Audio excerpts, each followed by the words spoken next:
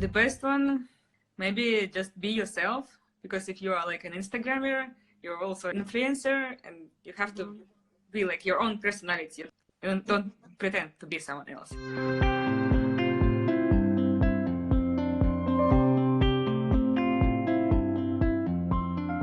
Hi, my name is Dasha Pears, and you're listening to my Inspiration in Action podcast. The goal of this podcast is to allow you to be inspired by and learn from other creatives, their process, where they get the ideas from, how they make a living and view the world. Today's guest is Julia Kivela, a nature photographer from Finland who managed to turn her hobby into a successful photography/influencer business.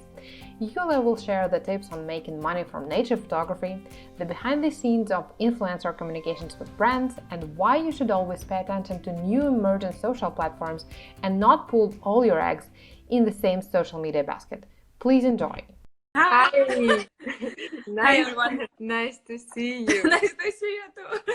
Yes. Oh my god, this is my first live. I'm a little bit nervous. It's okay. We're gonna be in this together. It's not as scary as it seems. I know that many people think that, oh my god, this is live. And so, first of all, welcome. And I'm really happy to talk to you today. Maybe I really want to start with a question. What came first for you? Your love to nature or to photography? How did it start? It kind of went in the same wave with each other, but maybe love to nature was first. It was more important first to just love nature. Yes. I'm just typing your account so that I can direct people to your space, basically. And how did you discover photography? How was it? Was it a hobby, or did you run with the camera when you were 5? Well, I kind of had the photography from entire my life. My grandfather was a photographer. Oh, okay. And then I got my first camera in 17 or 18 years old. My parents gave it for me. And I like to take photos, but I didn't know what type of photography I like. So I was just taking portraits of my friends, like some random product photography, some totally random stuff, like a food photography and so on. And then I moved to Finland. And I fell in love with this nature. It was amazing. I live very close to the sea, so every time I walked in the evening, I was taking some pictures of it, and that's how it's combined. Yes. Yeah. So you have been doing photography since you were 17, on and off. Right? Yes, about yes. But seriously, I was taking this like from 17. Then I studied as a graphic designer, and then I kind of forgot for a few years about photography, and then I came to Finland and I again started to take photos. But already I knew of what I want to take pictures of nature. Okay. And how did you start your Instagram account? I just started like all people at that time started, just post some pictures of random life stuff, some food, or whatever.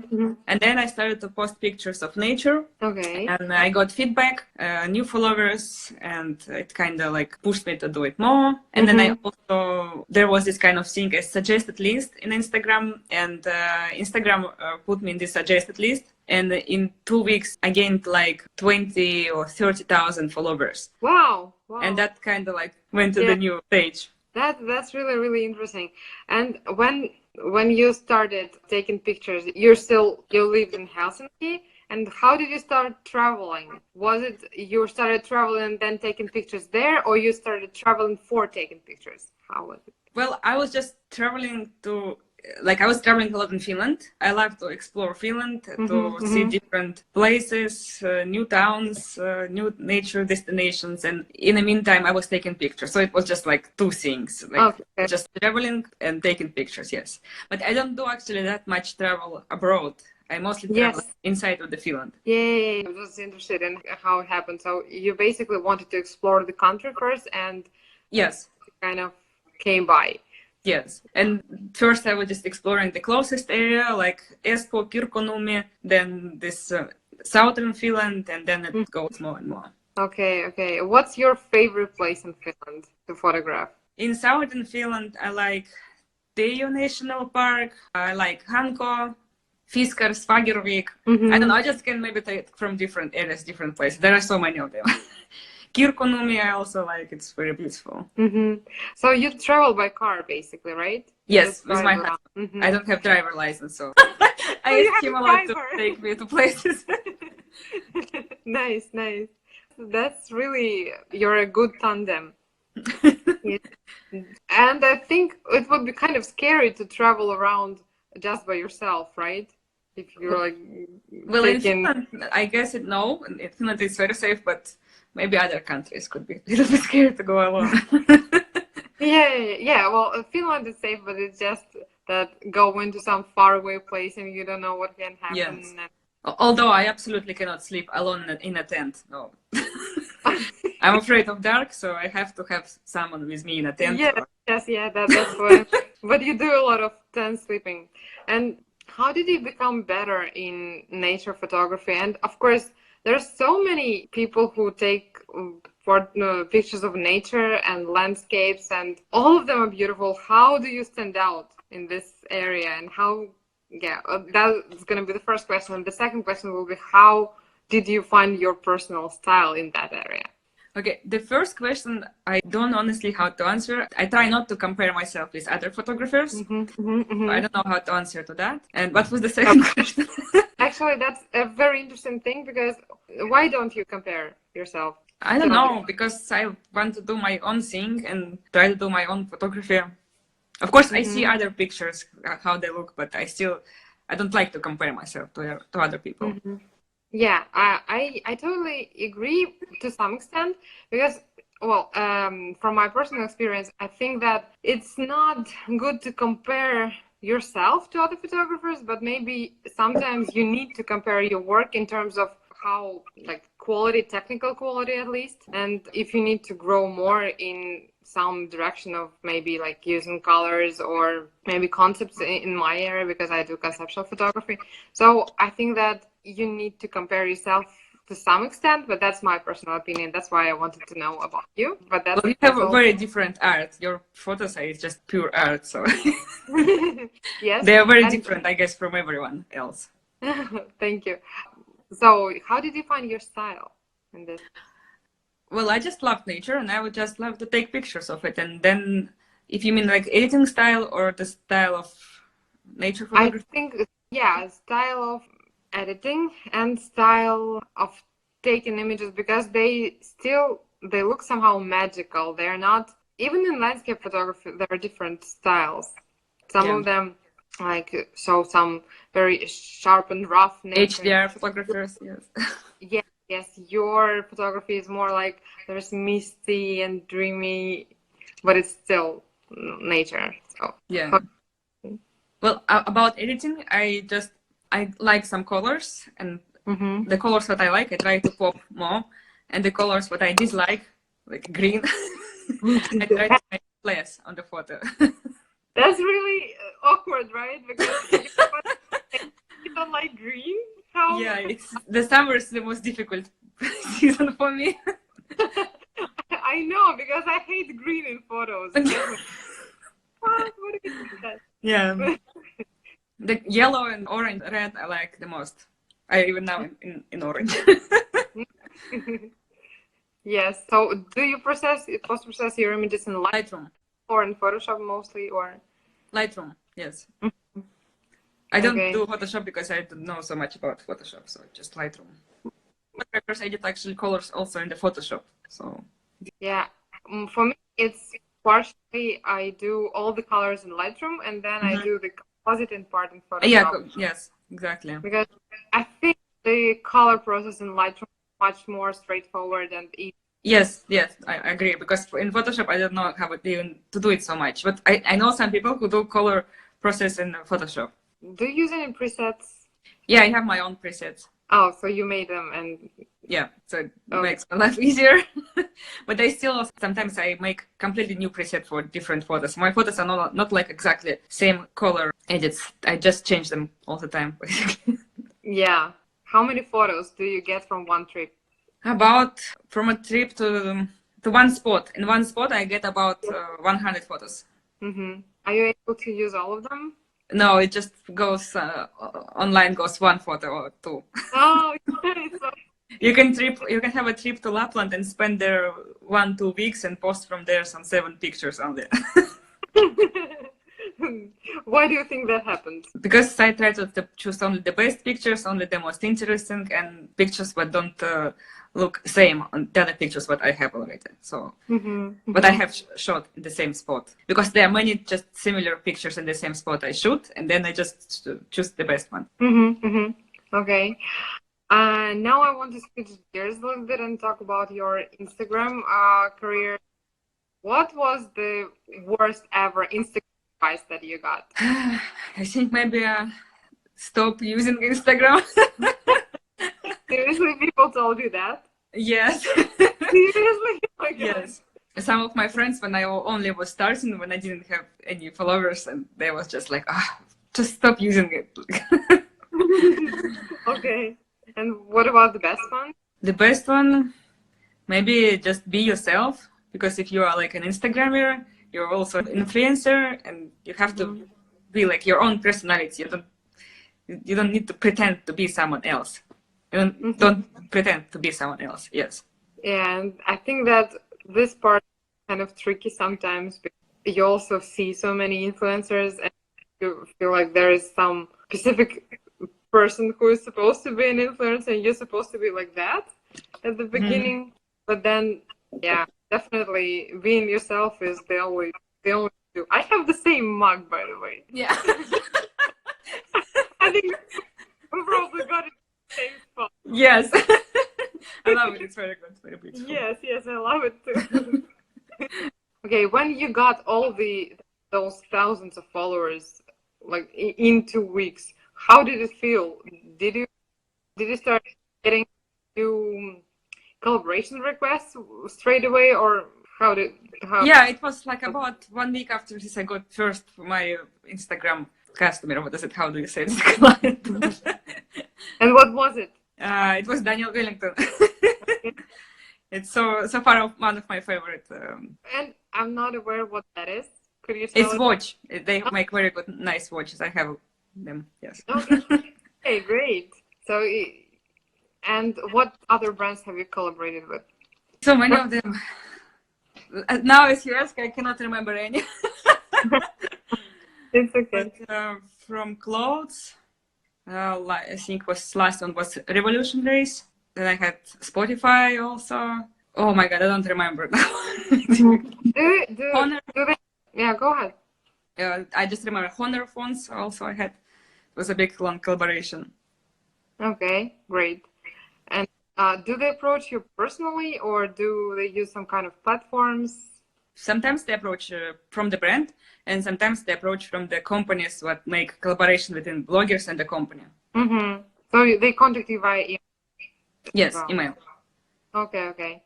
The ones who write on Instagram, usually I don't even reply to that because I don't feel like it's official way. Okay, yes, that's also a good thing to know. But currently there are so many platforms and even apps where you register or they invite you to be an influencer that you get your collaborations from there. Have you ever used those? Well, not so much. There are just it's good for this kind of platforms. Immediately write with the proposal of campaign. Like you cannot just write like join our platform and we will bring you some deals with companies because there are like I get them at least one per day. There are so many of them. So it's good to write immediately with a proposal, with the campaign, what they have. And then if they have interest in campaign, you can join and also register in their platform. Instagram now the only thing that you do, or you have like a job as well? Photography is my job. Yeah, it's my main job. And Instagram also sometimes I can make my living with that, but mostly it's the photography. Photography. So do you have like paid clients photography as well, or do you just sell? How's it organized? Do I have what? Sorry, I didn't hear. Do you have paid clients for photography? Yes, or yes. I do have paid clients, and also sometimes I sell my license. Yes. Okay, and you also do nature photography for clients? Yes, most of my projects nature photography related. Okay, interesting. And could you tell us about your recent or maybe most favorite client project? Well, at the moment, I'm shooting one project, but I cannot tell yet what is it. One of my favorite projects was with tourism boards, like when I shoot for tourism photography for different areas, like Jyväskylä, Lahti. That is very nice job. What about Switzerland? Was it also a... Switzerland was a blog trip tour. Yes, it was very, very amazing. I love Switzerland. Yeah, Switzerland is amazing. Switzerland is one of my favorite countries. So beautiful. Interesting. And now, what do you feel about the recent, well, maybe not so recent, but Instagram algorithm changes? Do you feel that they affected you somehow or not? Yes, it affected, I think, my friend blogger. Okay. You can see significant drop in the likes, in the views, in the stories, everything. It's just falling apart. And what do you think? It's sad. I don't know. I don't think it's only about the algorithm. I think it's also the people a little bit tired from Instagram and not using it as much as they was using this like 1 year ago. So it's not only algorithm, it's also like the people are not using it that much now. Oh, okay. Okay. And what do you think could be an antidote for that? Like, what's your strategy to deal with that? I don't know, honestly. But at the moment, I like to spend my social media time in TikTok. Oh, really? Yes. Wow. You got registered there, so I'm really interested. Tell me about It's actually a very fun platform, and the views can get crazy there. I have some videos there what is over 100,000 views. I never had this kind of stats on Instagram. No, yeah, interesting. What videos do you post there?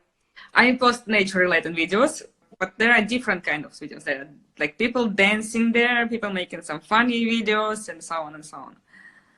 Okay, okay. And it's kind of like fresh, and there are a lot of young people, and young people are usually the most active in social media. So TikTok is now just. Yes, yeah. I just actually got an account there like a week ago just to check it out. So yeah, I probably will try to explore it more as well. Yeah, it's a very good platform. So do you post mobile videos there or some professionally? No, just mobile videos. Okay, so just randomly your nature. Like some kind of clips from different places in Finland I put together, put on top of some nice music and post it, and then just it goes there. How long can the video be? With the music, usually it's maximum 15 seconds, 30 seconds. And when you are without music, when you have your own speech or whatever, I actually don't know, maybe 1 minute, 2 minutes. Okay, interesting. Yeah, I should explore it more. And TikTok is now a very nice platform. There are lots of young people, but I can see that there are like every day joining more older people. Yeah, well, of course. Instagram was also for just teenagers. Yes, it was like that, and then now everyone is on Instagram. So I guess it will be the same with TikTok. At first, it's just very young people, like kids, then teenagers, and then older and older. And what other platforms do you use besides TikTok? That's all. I have my Facebook, but I don't update it. So just TikTok and Instagram. Okay. Basically, you get clients from Instagram mostly. Yes, if you're a photographer, it's good to have your Instagram because it's like your portfolio. People can see your photos, your work there. Okay, and what about Facebook? You don't get any traction there at the moment? Not so much. Okay. But I should do something with Facebook too. Yeah, I know. I also It's good to have Facebook active as well. Yeah, my personal experience was I got much more clients from Facebook at the very beginning, like about 2-3 years ago. Definitely was Facebook mostly, and it was mostly local people. And Instagram for me is more of a worldwide thing, and I have followers from everywhere, and that's why I think I just felt that Instagram is more fun, and I forgot about Facebook. Yeah, exactly. Instagram is more fun. Like Facebook is so serious with these posts, and Instagram is just you put the photo, so on. There's stories. it's more lively. I know that you are also invited to speak during events, and what kind of topics do you cover usually? Well, not that often because I have this phobia to speaking in front of a big amount of group of people. So not that often I come to these events. But yeah, if I join these events, I just about the nature photography, how it started and so on, how to be a nature photographer. What do you recommend to a person who really loves nature and loves to take pictures of nature and wants to take it to the next level and make it his or her profession? What would be the practical first step? To put your photos in social media that people can see your work. Maybe website. Sometimes I get customers from website. I don't know why. Maybe a website. Also be more active, like visit different events, get photographer friends. It's one of the most important because you need to know, you need to ask from the other photographers what kind of prices usually they give for. So it's good to have friends photographers to share your experiences and help each other. Definitely. And I'm sure many people, many beginners at least, they will say, okay, I do have beginner friends, but they also have no idea what kind of prices are there in the market, and those who are a little bit more experienced, they're not open to share that thing. I think people will get that often. So what do you recommend in that case? Sorry, I didn't understand. So when people, photographer people, are not that open about the price. When I don't tell the price. Yeah. You can of course Google it, but as I said, better to get friends because with friends you will get opened. Okay. And what kind of events in Finland would you recommend, or did you travel elsewhere for photography events? Different kind of workshops. There are also photographers who make workshops. So you could go to these events, to these workshops. Are there anything in Finland actually? Yeah. On nature photography. Yeah, there are a few. Okay, because for me it looks like there is not so much happening, but maybe my area of photography. You need to follow the in nature photographers, and then they post sometimes that their workshop is coming, and just need to need to catch up with it. And usually they are very popular photographers, and the spots to these workshops fills very fast, very quick. Okay, interesting. Yeah, it would be actually quite fun to visit a nature photography workshop because I've never been to that. Yeah. But when I was starting out, I went to all sorts of workshops like wedding photography and some wide angle photography, so everything. Wide angle photography. Yeah.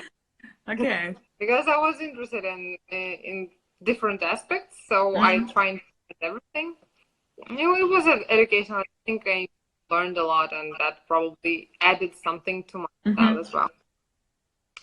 So, which part of your activity right now is more challenging? Is it photography one or the influencer one? The influencer one. Okay, and what's the most challenging thing about it? To create new content, to create original content. There are so many just places where it was being photographed, and it's so difficult to find new spots. And yes, that's the difficult part. Okay, and I also wonder how you managed to get not just amazing landscapes, but also portraits of. How do you do that? Of animals, right? Because I didn't hear it. Yes. Well, it's just partly of that you have to be lucky because I have to be lucky, patient, and you need to go in correct time to see animals because they often just 15 minutes, 1 hour before sunrise and sunrise, they start more active. You could see them. And also you have to be very quiet, not moving fast, don't put any perfume. There are lots of things about the nature, the animal photography. Wow. So did you read about that or did? Yeah, I read and also heard it from my friends who are wildlife photographers.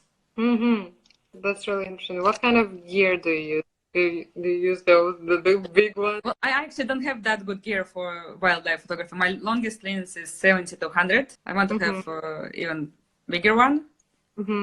So all my animal portraits are with 70-100. Or with 1635 if it's some domestic animal like sheep, Okay. alpaca, because you can get very close to them. They're not afraid of people. But reindeers, they're just usually run away. Reindeer, deer, moose, whatever, they're just afraid of you.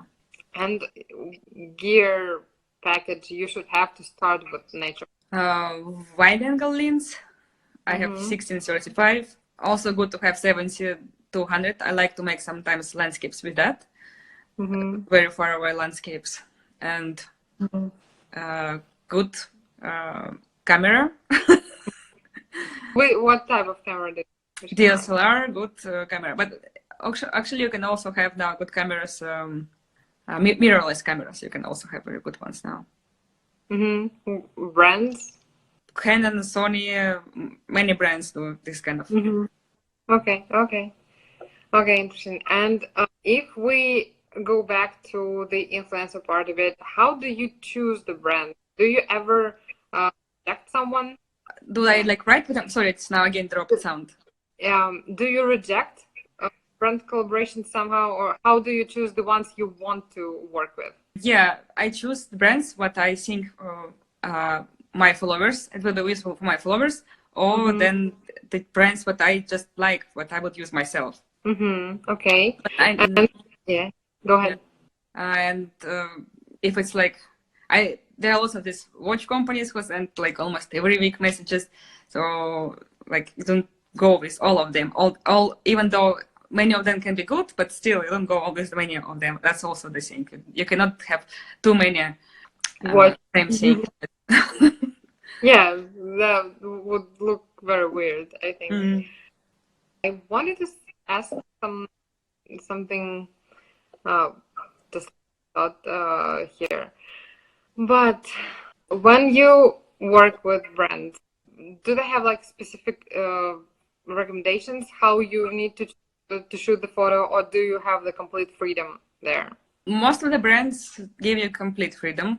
Like it's just they say just that please show the product, like close up or something. And the others, it's mostly completely freedom.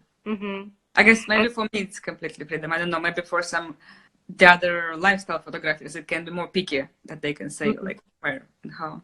And you said that you also sell prints, and how and where do you sell them? I sell licenses. Prints I don't sell yet.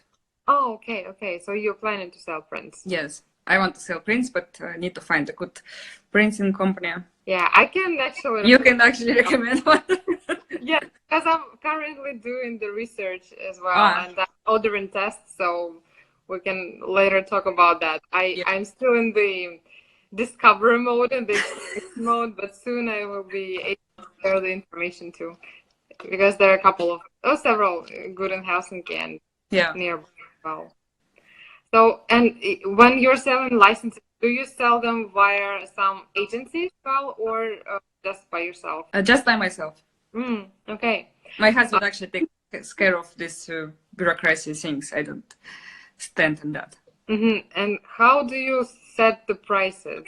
Because it can be a tricky thing. It is very tricky thing. It depends from where they will use it, how they will use it, how big is the company, and so on. Depends from many factors. It is very tricky thing, and depends from the also rights what they want to buy for the photo. And do you know how, like, maybe for yourself some price list that you can give them in case, or just when it's very much depends from the like request of the photo, what photo conditions it was, in what conditions the photo was taken. So I cannot just give a price list for that. Is very different from each photo from each company. Okay. I mean, for it can be a very tricky thing. It is. It's the most difficult, I think. It's pricing for the license. Because it's always individual, and you're not sure how much other people are charging, and what would be a price that's not too low but not too high. It's it's exactly. It's very difficult. Have you ever tried working with agencies that, like, well, not maybe stock photos, but why not? sometimes people sell their images through stock photography websites. I don't. Well, actually, at some point, I want to start to put some of my photos to stock images, to some Shutterstock, or maybe gallery. Yes, Because but it can be like, how do you call it, like silent income, or not silent income, yeah, but passive income. passive income. Yes, silent income. When you just basically you put photos there, you forget about it, and then people buy, and it just drops you some coin. But do you believe that you can have only one income source when you're a photographer, or do you have multiple? Many different types of photography better to make. Yes. Because sometimes people think that, okay, I'm a photographer, I will be shooting for clients, and that's gonna be my only income source. But in many cases, it just doesn't work like that. You have to sell here and there, and then do things in many. Yeah. Like you can just do different things. Like wedding photography is one of the most common when you're a photographer. What do you find the most challenging about your photography part? Is it taking images, or is it post-processing, or what? I guess it's negotiating the price, and then finding also new customer. No, I mean about the photography, about taking pictures. Taking pictures. The most difficult is to choose the best pictures. Okay. Like if I do very big projects, I can shoot 5,000 pictures, and then it takes me a few days to choose pictures from that amount of pictures. What are the main criteria when you choose? What makes like why do you decide like this picture is not that this one is better? Depends from different kind of photos, of course, but that they will be sharp, good composition. That's two main criteria. Like I could say like for all the photos, but of course with every project it's different goal what you need to select. And what kind of goals can be there? Like that you can have a feeling of the moment, then it can be the best that there will be product looking they're very clear, delicious, and so on, and different things. So, like, do you also create specific format that if like a client tells you that I need only vertical, for example, or I need just the like landscape oriented horizontal images, does that also influence the choice? Now your sound drops again. Oh, okay. I was just again saying about the criteria of choosing the images. Do you also do like vertical format, horizontal format? That influence the choice? Yeah, sometimes client says what they want, like immediately vertical or horizontal, and if they don't say, I take both from each photo. Okay, yeah, that's a good thing. But I usually prefer people to tell me, right? Yes, of course. But sometimes they don't know, so it's good to take both. Yes. You can also send us your questions, what you want to ask Julia about. How do you prefer, Julia or Julia? Julia. Okay, because we're in Finland. Of course. One question that I had for you was, what do you think makes a really good photograph, like a great photograph? The photo, if we're talking about nature photography, the photo, the place what you want to see in real, the place where you want to go, the place where you can imagine yourself being there. In general, photos is the photos what make you feel something, like they feel you, make you think about the photo. Yeah, I agree totally. That's my usual reply. If the image makes you feel something, like there's an there, then it's a great photo. Yes, exactly.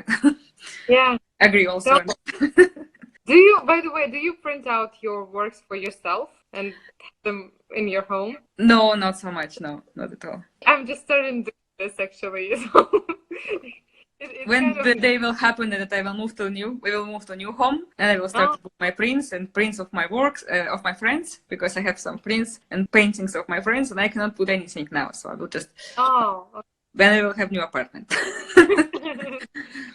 Is it happening soon? No. But hopefully in the future. Yes. Need more photography. Yeah, it was really fun talking to you today, and let's meet for a cup of coffee. Thank you. Yes, let's meet in Helsinki, of course. Yes, definitely. Thank you. Bye. Yeah. Bye-bye. Bye-bye. This wraps the episode up. Thanks so much for listening. All the names and resources that we mentioned can be found in the show notes to this episode.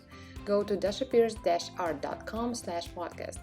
If you like this podcast, please go to your podcasting app and hit like. It helps more people benefit from the content I'm putting out there. Now, until next time, take care, guys.